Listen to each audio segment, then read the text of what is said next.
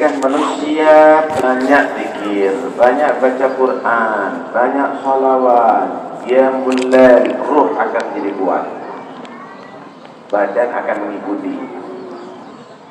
Karena itu Anda lihat bagaimana orang-orang yang sudah umurnya tua masih rajin beribadah. Kenapa? Ruhnya kuat, badan mengikuti. Sayyidina Ali Zainal Abidin radhiyallahu anhu setiap hari wiridnya sholat sunnah 1000 rakaat. Kok bisa mampu? Ruhnya kuat, badan mengikuti. Habib Abdurrahman As-Saggaf sekian kali khatam Al-Quran setiap harinya. Kenapa mampu? Ruhnya kuat, badan mengikuti. Sebaliknya, nafsu itu akan menjadi kuat dengan syahwat, dengan kesenangan duniawi, walaupun halal. Anda lihat bagaimana ada orang nggak mampu menghadiri majlis taklim setengah jam, berat. Tapi main kartu 2 jam, 3 jam masih kurang. Kenapa? Karena nafsunya lebih kuat. Dikuatkan dengan apa? Dengan kesenangan yang tidak berguna, duniawi, apalagi perbuatan dosa. Tugasnya kita adalah memperkuat ruh dengan perbuatan taat kepada Allah. Jangan memperkuat nafsu, kita akhirnya menjadi budak nafsu. Wa amma man khafa maqama rabbih wa nahan nafsa 'anil hawa wa innal jannata hiyal ma'wa. Adapun orang yang takut nanti untuk diadili di hadapan Allah di hari kiamat dan hidupnya di atas dunia mencegah nafsunya daripada mengikuti kesenangan nafsu, maka tempatnya nanti di akhirat di surga Allah Subhanahu wa ta'ala. Kita nggak peduli dengan ruh, pada ruh ini akan kembali kepada Allah. Nafsu ini harus ditaklukkan. Bentar lagi kita Ramadan itu perlunya untuk mentaklukkan nafsu, saudara. Kita ini mampu sebetulnya, tapi kita nggak mau berjuang. Contoh Ramadan, nafsu kita ini lapar, nafsu makan ada di siang hari, tapi kita bisa cegah nafsu kita? Nggak bisa. Harus nurut sama Allah. Tunggu maghrib.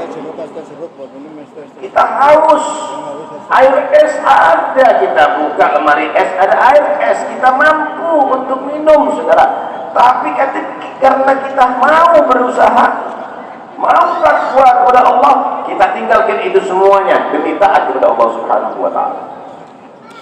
Pertanyaannya, kenapa nggak setiap saat kita demikian terhadap nafsu kita sehingga kita menjadi orang yang sukses di atas dunia ini?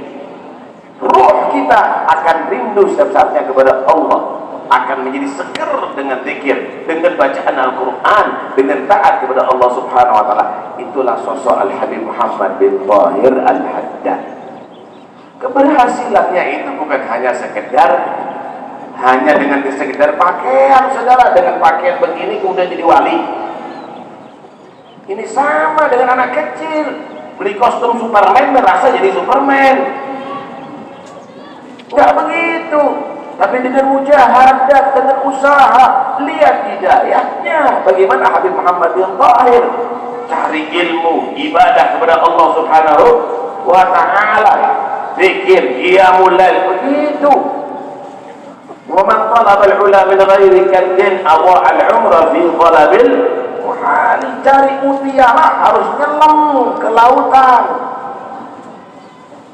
Cari magam di sisi Allah dengan main-main, dengan jagongan, dengan majelis, nggak bisa. Dengan qiyamul lail, dengan zikir kepada Allah Subhanahu wa ta'ala. Karena itu jangan kita menjadi budak nafsu. Hati-hati. Nafsu ini kadang-kadang lebih berbahaya daripada setan, saudara. Setan itu musuh, tapi nafsu ini kadang-kadang seperti penasehat bagi kita, sok berpihak kepada kita. Ta'arrafin nafsa la ta'man ghawailaha, fan nafsu akhbatu min 70 syaitana. Kenali nafsu kamu, jangan sekali-kali merasa aman walaupun itu ustaz kafir. Jangan merasa aman. Kenapa? Nafsu ini adalah lebih berbahaya daripada 70 setan. Nafsu ini lebih berbahaya daripada 70 setan. Ketika nafsu tadi itu akan menjadi takluk, itu sama dengan kuda. Kuda itu asalnya liar, nggak bisa kita tunggangi. Kita akan dibanting, kita akan ditendang. Tapi ketika kuda tadi itu dipaksa, dibuat lapar, dibuat lemah, maka kuda tadi itu akan menjadi jinak. Dan akhirnya kuda itu bisa bermanfaat, bisa menghantarkan kita kepada tujuan kita. Begitulah juga nafsu yang ada pada diri kita. Lawan, lawan, lawan. Wa khalifin nafsa wasyaitana waqsima wa imma mahadha dan nusha fattahimi. Lawan terus sampai akhirnya takluk itu nafsu, dan akhirnya nafsu itu akan berubah. Yang asalnya menjadi nafsul ammarah bisu akan meningkat menjadi nafsul lawwamah. Nafsul lawwamah adalah nafsu yang selalu mengkritik kita. Kenapa saya kok masih malas belajar? Kenapa saya tidak hadir majelis? Kenapa? Itu ada peningkatan pada diri. Kalau yang pertama enggak, nafsu ingin masuk diskotik, ingin itu, merasa hebat terus. Kalau sudah agak jinak, jadi nafsu lawwamah. Kalau sudah demikian terus ditingkatkan, menjadi nafsul mulhamah. Fa'alhamaha fujuraha wa taqwaha. Nafsul mulhamah, nafsu yang akan bisa mengerti mana yang baik, mana yang jelek. Kalau lebih meningkat lagi akan menjadi nafsul mutmainnah. Karena dia tahu mana yang baik, mana yang jelek, dia akhirnya memilih yang baik. Hadir majelis lah, hadir hall, masuk masjid kah, ahsan salat berjamaah, ahsan baca ratib, ahsan zikir, ahsan. Dia tahu yang baik-baik, jadinya mutmainnah, seneng kalau zikir, seneng kalau majlis, seneng kalau ada di masjid, seneng kalau dia model, seneng kalau baca ratib. Kalau sudah menjadi nafsul mutmainnah, akan menjadi nafsul radiyah, nafsu yang ridho. Yang dari Allah ridho lah. Hidup kecukupan ridho, kendaraan seadanya ridho. Tak ada dia kepingin mewah-mewah, tak ada kepingin kaya-kaya, enggak. Kalau sudah begitu jadi nafsul mardiyah, dan akhirnya tingkatan yang tertinggi dari nafsul kamilah, nafsu yang sempurna. Nah kalau sudah begitu ya dekat sama Tuhannya, akhirnya menjadi orang istimewa, ketemu sama Nabi, ketemu sama orang salaf-salafnya, mendapatkan derajat yang tinggi. Nah kalau nafsunya seperti kita, baca Quran berat, zikir berat, dia mulai enggak, main gafres sampai subuh.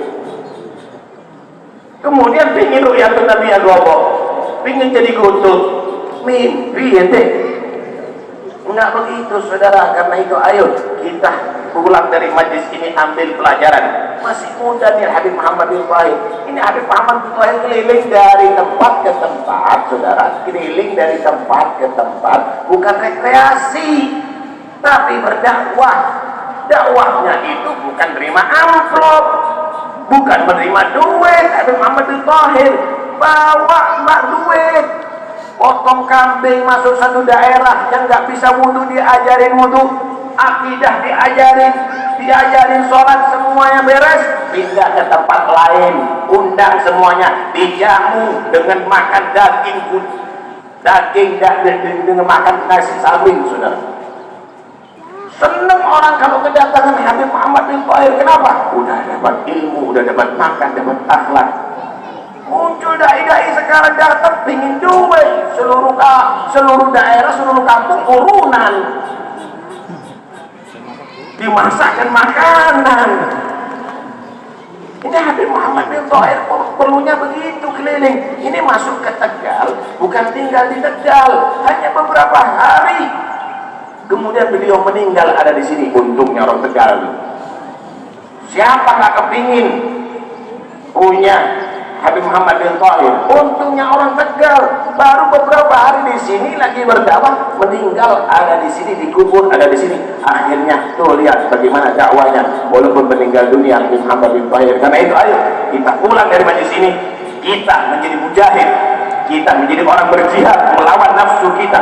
Kita taklukkan nafsu kita kuatkan ruh kita dengan ibadah kepada Allah Subhanahu wa taala, dengan harapan insyaallah kita bisa merasakan apa dirasakan oleh beliau Al-Habib Muhammad bin Tahir Al-Haddad.